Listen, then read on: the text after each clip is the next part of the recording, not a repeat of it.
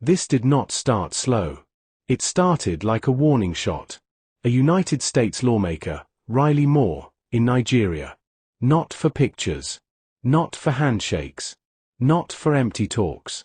He came as part of a congressional delegation to Nigeria at House Appropriations GOP.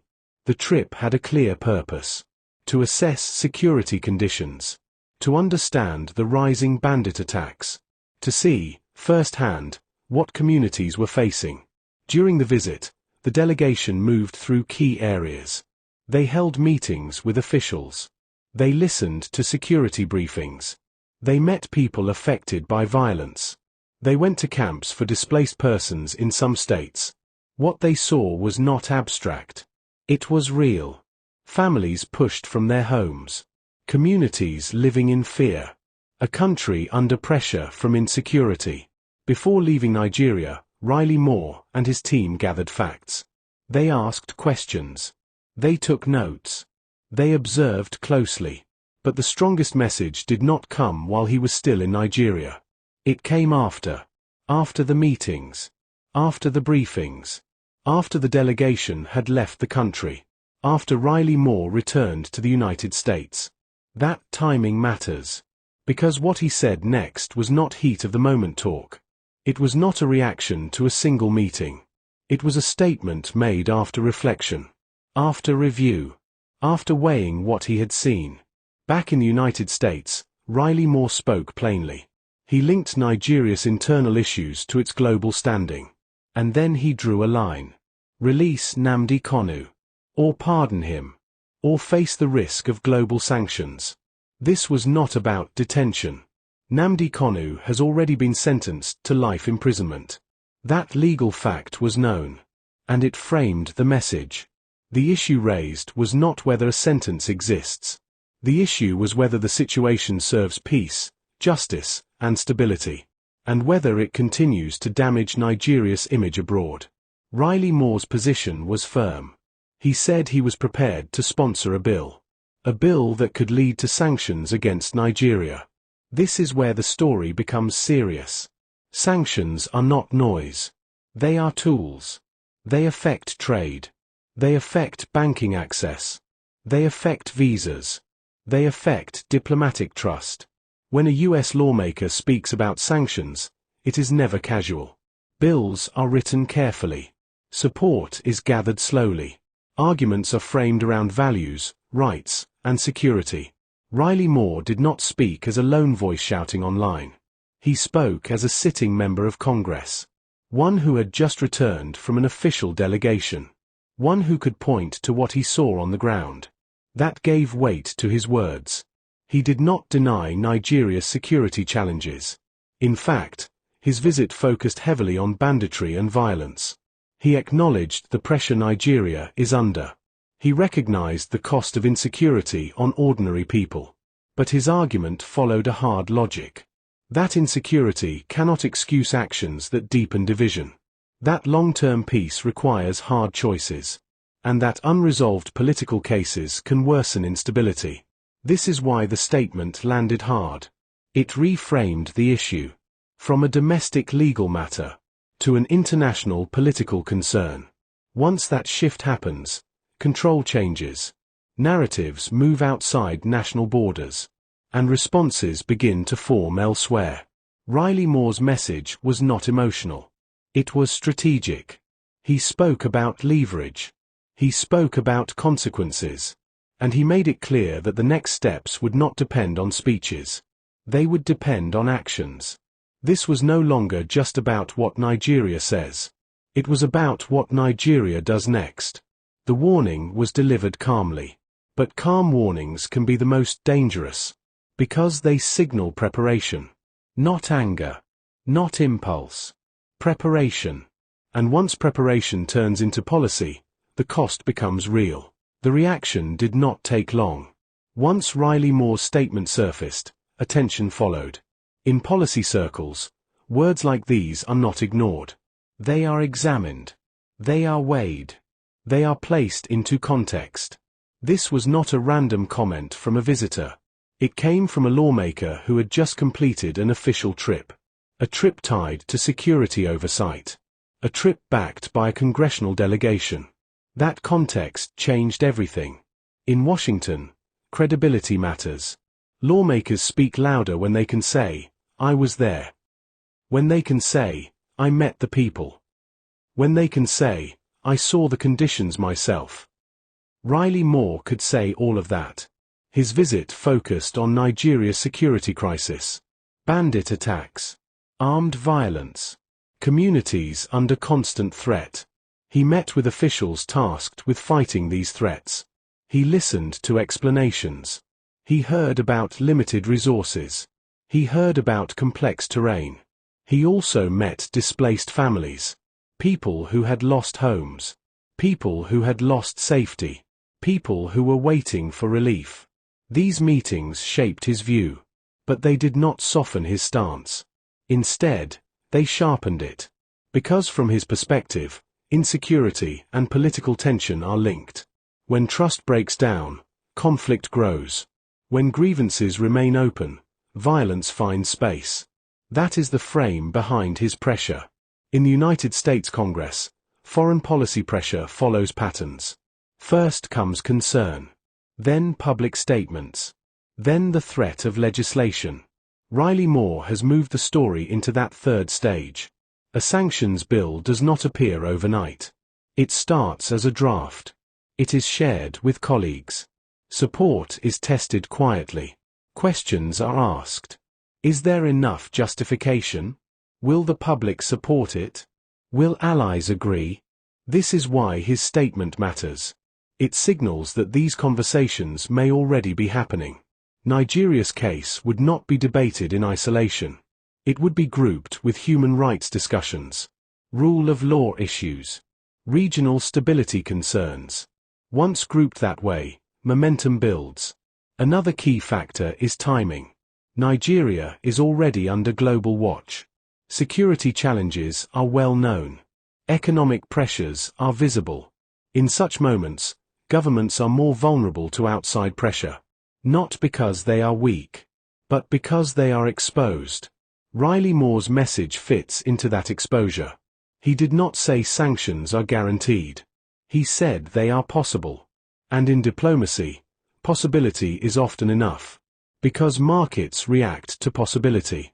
Investors react to risk. Partners react to uncertainty. Even the talk of sanctions can shift behavior.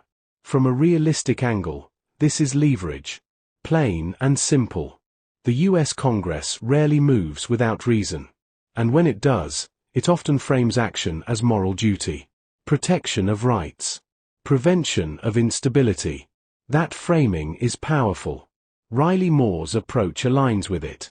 He tied Nigeria's internal decisions to global consequences. He suggested that unresolved political outcomes can fuel unrest. Whether one agrees or not, the logic is familiar in Washington. This is where pressure multiplies. Media outlets begin to ask questions. Advocacy groups raise voices. Briefings are requested.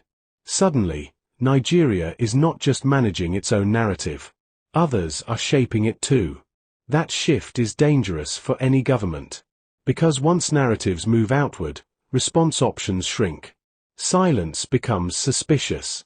Delay becomes defiance. Every day without action becomes part of the story. This does not mean sanctions will happen tomorrow. But it does mean the door is open. And once open, it is hard to close quietly. Another layer to this pressure is internal US politics. Lawmakers often take strong foreign positions to signal values. Especially when security and human rights overlap. Riley Moore's role on the appropriations side adds weight. Funding decisions matter. Aid discussions matter. When appropriations lawmakers speak, agencies listen. This is not just about punishment. It is about leverage across systems. Nigeria's leadership understands this. They have seen it before with other nations. They know how quickly pressure can scale. That knowledge adds tension behind the scenes. From a realistic perspective, this is now a waiting game. Washington is watching responses. Statements. Signals. Not public anger. But policy movement. The pressure is quiet but constant. Like a hand on the door. Not pushing yet. But ready. And everyone involved knows that once the push starts, it rarely stops halfway. This is why the moment feels heavy. Not end stage. But critical. The pressure has been applied. And how Nigeria responds will decide whether it eases or explodes. This is where everything comes together. Not in noise. Not in headlines alone. But in decisions. Nigeria now faces a choice that cannot be delayed forever. A choice shaped by law, politics, image, and consequence. Riley Moore has already drawn his line. He did it after seeing the country. After assessing insecurity. After meeting displaced people. After returning to the United States. That order matters. Because it means this warning was not emotional. It was calculated. It was formed with context.